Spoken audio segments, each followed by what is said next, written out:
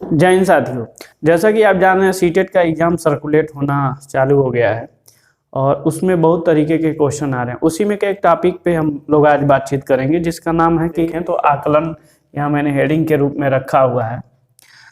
आकलन चैप्टर से हर लगभग जितने भी एग्जाम होते हैं यानी हर सेट में आप देखेंगे तो 5 से 15 क्वेश्चन के करीब करीब आ जाते हैं। यानी पूरे जो 150 का स्कोरिंग है उस स्कोर में आप देखेंगे तो 7-8 नंबर 10 नंबर तो फिक्स है कि इससे आना है। इसलिए अगर हम छोटे से एक टॉपिक पे अगर ध्यान दे दें तो 10 नंबर तक हमारे फिक्स हो सकते हैं। क्या क्या हो सकता है जरा देख लीजिएगा। यदि आकलन में मैं ये देख रहा हूँ कि जब कभी भी आकलन का पहले मतलब क्या होता है, तो आकलन का मतलब होता है कि जो कुछ आप सीख रहे हैं या जो कुछ आप समझ रहे हैं वो कहाँ तक पहुँचा है, उसी को एक तरीके से जानना ही आकलन कहलाता है। यानी सीखने की प्रगति को ही आकलन बोल सकते हैं। तो जब आकलन में आपको अगर देखें संकेतक की बात कहे तो आपको जवाब देना है कि आकलन का संकेतक का मतलब होता है कि सहयोग करना। आकलन में जब कविता सुनाने की बात कहे यानी जब कहा जाता है कि जब सीखने में या कोई टीचर बोलता है कि कविता सुनाओ, तो इसका मतलब आकलन का वो कौन सा गुण चेक करने की कोशिश कर रहा है, तो बोलने में जो निपुणता होती है वह चेक करने की बात कर रहा है। अर्थात जब कविता सुनाने के लिए आपसे कोई कहेगा तो आप यह समझें कि जो बोलने की एक्सपर्टनेस है या जो निपुणता है, स्किल है आपके अंदर है कि नहीं है।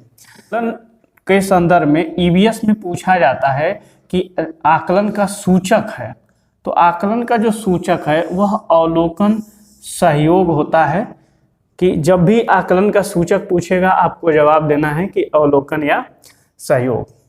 इसके बाद से आप देखें ये बड़ा इंपॉर्टेंट है स्व आकलन वाला। आकलन में जब स्व आकलन की बात करें, जैसे जब भी स्व आकलन पूछे, जैसे यहाँ मैंने CCE लिया है, कंटिन्यू एंड कम्प्रिहेंशन इवैल्यूएशन यानी सतत और व्यापक मूल्यांकन। अगर आप यहाँ देखते हैं तो यह पाएंगे कि सीखने के समान या सीखने के रूप में आकलन। और यहाँ दिया है, इसी में पूछा जाता है कि रूब्रिक्स यानी आकलन में रूब्रिक्स का क्या रोल है, तो अधिगम के आकलन के लिए स्कोरिंग जो मार्गदर्शिका होगी वह रूब्रिक्स होगा। रूब्रिक्स का मतलब कि अधिगम का जो आकलन हो रहा है उसमें जो स्कोरिंग मार्गदर्शिका का काम कर रही है वह रूब्रिक्स कहलाएगी। फिर आगे देख लेंगे जो एक तरीके से आकलन में जो विधि के बारे में बातचीत पूछे, तो आकलन के विधि के बारे में बातचीत हो तो यह 3 तरीके के हैं, लगभग हैं तो बहुत ज़्यादा, मैंने यहाँ 3 लिया है जो अब तक के एग्जाम में आया हुआ। एक है मैपिंग कॉन्सेप्ट यानी अवधारणात्मक मानचित्र, दूसरा है ICT जिसको इंफॉर्मेशन कम्युनिकेशन टेक्नोलॉजी बोल सकते हैं, बड़ा इंपॉर्टेंट रह रहा है, सूचना और संचार तकनीकी के, जिसमें टीवी मोबाइल रेडियो इनके माध्यम से आप आकलन करते हैं। स्तर के अनुसार अगर आप देखेंगे तो व्यक्तिपरक परीक्षा होता है।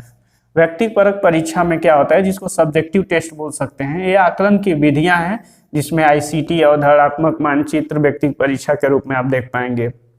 यहाँ से जो ये वाला टॉपिक है रचनात्मक मूल्यांकन यानी फॉर्मेटिव असेसमेंट, या इसी को आप संरचनात्मक आकलन भी बोल सकते हैं, तो यहाँ से वो चीज देख रहे हैं कि जब इसमें पूछेगा बोल सकते हैं आपकी रचनात्मक आकलन जो सीखने की प्रक्रिया है उस पर केंद्रित है। रचनात्मक आकलन के बारे में पूछे कि रचनात्मक आकलन क्या है, तो आप बोल सकते हैं कि अधिगम के लिए जो आकलन हो रहा है वह रचनात्मक आकलन है। रचनात्मक आकलन फिर से क्या है, फॉर्मेटिव असेसमेंट, तो आकलन के साथ या रूप में या आकलन के समान जो अधिगम हो रहा है वही क्या कहलाएगा, रचनात्मक आकलन कहलाएगा। तो यहाँ इसके लिए इंग्लिश शब्द ध्यान रखिएगा, इंग्लिश में यहाँ एज एक शब्द आएगा, के रूप में, के समान, के साथ, इस तरीके का जो शब्द आएगा एज वाला, AS वाला। अगर आप कंफ्यूजन होंगे इन दोनों में, अधिगम के लिए आकलन या अधिगम के समान या अधिगम के रूप में या अधिगम के साथ आकलन, तो ये ध्यान रखिएगा एज वाला आंसर ज्यादा तौर पर सही होगा।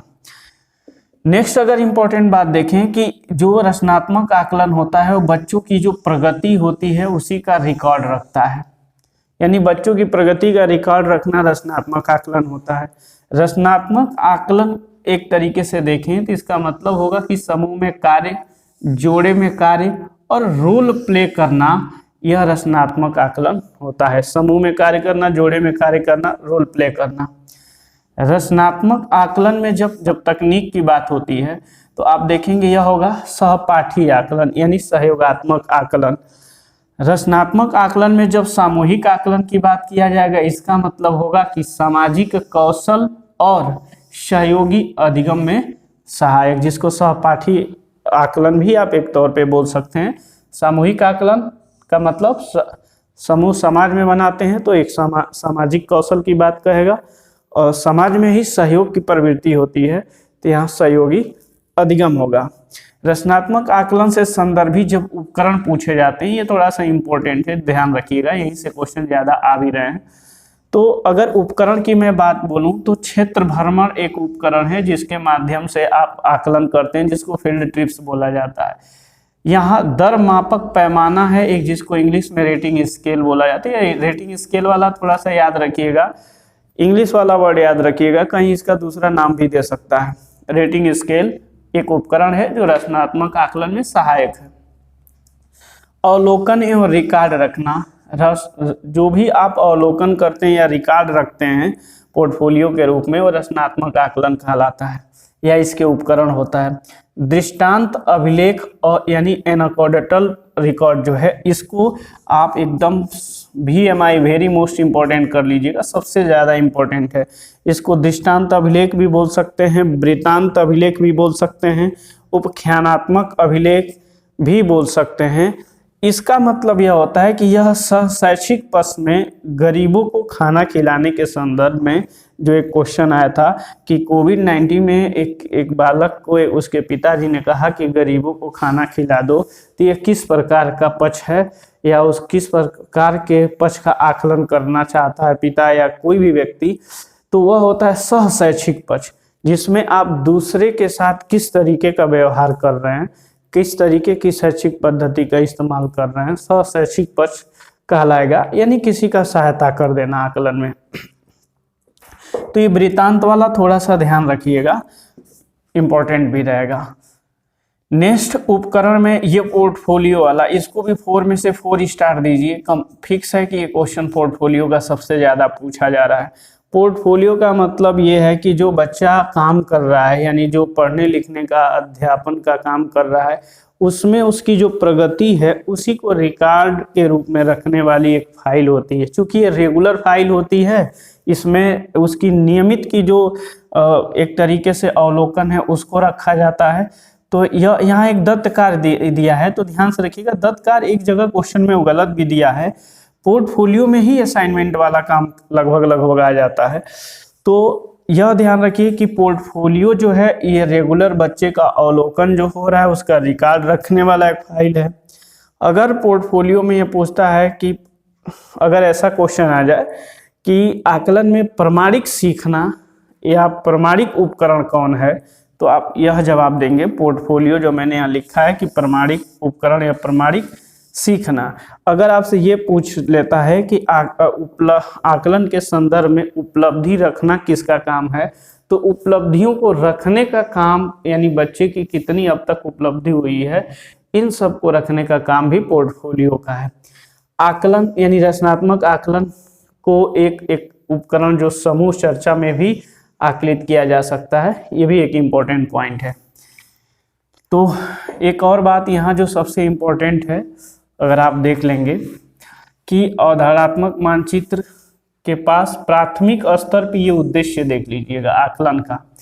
तो प्राथमिक स्तर पे आकलन का उद्देश्य सीखने की गति, बौद्धिक विकास की गति और फीडबैक उपलब्ध कराना, ये सबसे इम्पोर्टेंट रहेगा। इसको भी 4 स्टार दे दीजिए। प्राथमिक स्तर पे जब कभी भी आपसे आकलन की बात कहेगा तो इसका मतलब फीडबैक देना यानी प्रतिपुष्टि देना, उपलब्ध कराना कि बच्चे ने क्या सीखा है, उसका फीडबैक क्या है। बौद्धिक विकास की गति, अभी कहाँ तक वो सीखा है, उसकी बौद्धिक क्षमता गई है। सीखने की गति, जो लर्निंग वाली चीज़ें हैं वो किस तरह हो रही, कितनी गति में हो रहा है, कितना स्लो हो रहा है, वो सब कुछ ये प्राथमिक स्तर के आकलन का उद्देश्य होता है। तो चूंकि आप जानते हैं कि एक तरीके से कितना महत्वपूर्ण टॉपिक है, तो अब तक जितने भी क्वेश्चन आकलन से आए हुए हैं सीटेट में, जो सीबीटी बेस एग्जाम हुआ है, उन सारे के क्वेश्चंस को मैंने यहाँ पे रख दिया है। मेरे ख्याल से जितनी बातें मैंने कहा है, मैंने इसके बारे में बहुत कुछ नहीं समझाया, मैंने वही चीज़ों को रखा कि जो पेपर में आया हुआ है। तो या आप या तो इसको फैक्ट के रूप में याद कर लें या किसी और तरीके से, ये जितनी बातें हैं आपके दिमाग में छप जानी चाहिए। मेरे ख्याल से आपको सब कुछ समझ में आ गया होगा। चलिए हम लोग आगे की इसकी कड़ी में देखते हैं। यदि आपसे पूछा जाएगा आकलन के संदर्भ में उपयुक्त क्या है, तो आप जवाब दे दीजिए कि जो मुक्त हो, विस्तारित हो, या सृजनात्मक हो, या अपसारी हो। तो आकलन के संदर्भ में उपयुक्त का जवाब मुक्त, विस्तारित, सृजनात्मक और अपसारी हो जाएगा। आकलन की रूपरेखा और संचालन पद्धति कैसी या प्रक्रिया कैसी होनी चाहिए? तो आकलन की रूपरेखा या संचालन प्रक्रिया समावेशी होनी चाहिए, जिसमें सभी बच्चों को एक समान समझा जाए। विश्वसनीयता होनी चाहिए, किसी के साथ कोई पक्षपात ना हो। वैध होनी चाहिए, वैलिड, प्रमाणिक जिसको आप बोल सकते हैं। जो शिक्षण प्रक्रिया है, शिक्षण प्रणाली है, शिक्षा शास्त्र है, उसके अकॉर्डिंग होना चाहिए।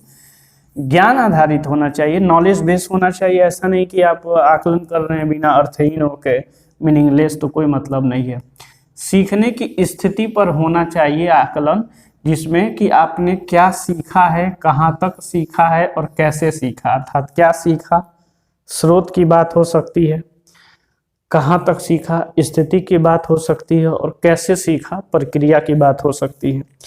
किताब से आगे जाने की, अर्थात जो हमारी पाठचर्या है उससे और आगे जाने की बातचीत और सीखने की बातचीत की रूपरेखा होनी चाहिए। जानकारी का स्रोत कहाँ से है और इसका प्रयोग यानी प्रक्रिया का कैसे है, इस पे फोकस होना चाहिए। अधिक जो आकलन होना चाहिए वो मानवीय और विविध प्रकार से होना चाहिए। मानवीय का मतलब कि मानव को केंद्र में रख के मानवीय उसकी जो ह्यूमैनिटी को बरकरार करके रखेंगे। अगर प्राथमिक स्तर पे हिंदी भाषा में सर्वाधिक अगर पूछा जाए कि आकलन का मतलब क्या है, आकलन सर्वाधिक तौर पे क्या है, तो यह बोलिएगा एक तरीके से कि मौखिक अभिव्यक्ति। यानी प्राथमिक स्तर के बच्चों को भाषा यानी हिंदी भाषा के आधार पर आपको देखना होगा कि क्या सबसे सर्वाधिक महत्वपूर्ण है। तो यह है कि उनकी जो अभिव्यक्ति है, एक्सप्रेशन मौखिक रूप से, वो सही है कि नहीं। इसीलिए बच्चों को वहाँ राइटिंग स्किल सिखाया जाता है, लेकिन सबसे ज़्यादा फोकस किया जाता है उनके मौखिक वाली चीज़ों पर। आकलन में ध्यान रखिएगा, लचीलापन होना चाहिए, ये सबसे इम्पोर्टेंट पॉइंट है। मुक्त होना चाहिए, सरलपन होना चाहिए और रचनात्मकता होनी चाहिए आकलन में। आकलन के उद्देश्यों की अगर मैं मोटे तौर पे बात करूं तो आकलन का उद्देश्य सार्थक होना चाहिए, उत्पादक जीवन की तैयारी के बेस या आधार पे होना चाहिए, यानी उत्पादकता लाए, बार बार प्रोडक्टिविटी को बढ़ाए, एक तरीके से रचनात्मक वाली प्रक्रिया अपनाए। आलोचनात्मक प्रतिपुष्टि, ये बड़ा इंपॉर्टेंट पॉइंट है, प्रतिपुष्टि वाला। आकलन का फीडबैक अगर आप दे रहे हैं आलोचनात्मक और विवेचनात्मक रूप से, तो यह आंसर बिल्कुल करेक्ट होगा। अगर केवल योग्यता का आकलन या फीडबैक दे रहे हैं तो ये जवाब गलत हो जाता है।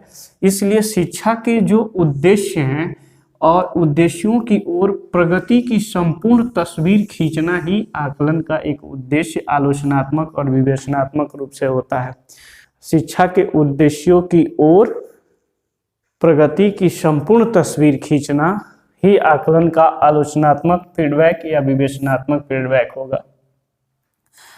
उपलब्धि को जानना, जानकारी को इकट्ठा करना, विश्लेषण करना, व्याख्या करना, अर्थात एक सब तरीके से अगर देखें कि एक पोर्टफोलियो का स्ट्रक्चर डिजाइन करना, वह आकलन के उद्देश्य में रखा जाता है। पढ़ने में जो पढ़ने में असफल हो रहे हैं बच्चे, उनका उपचार करना आकलन का उद्देश्य होता है। आकलन तो इसीलिए किया जाता है ना कि बच्चा कहाँ अवलोकन और आकलन में अगर आप ध्यान देंगे तो यही चीज़ें देखा जाता है कि बच्चे की जो गतिविधि है वो कहाँ तक पहुँची है, क्या क्या सीख रहा है, कैसे सीख रहा है, फिर उसके बाद से उसकी निदानात्मक या उपचारात्मक व्यवस्था किया जाता है। विश्वसनीय आकलन होना चाहिए, पहले भी जान चुके हैं। मोटे मोटे तौर पे आपने ये जान लिया कि आकलन क्या है, कैसे है और कैसे काम करता है। आकलन से इससे ज़्यादा मेरे ख्याल से बाहर कुछ क्वेश्चन नहीं आएगा। इसमें इससे पहले जो आया था वो भी हो गया, अब उसके बाद अभी इसमें से क्वेश्चन कुछ नहीं आए थे, तो ये हो सकता है कि इस बार यहाँ से क्वेश्चन बने। तो मेरे ख्याल से इसको भी पढ़ के जाइएगा। रखिए, अभी तक बने रहिए हमारे साथ। धन्यवाद।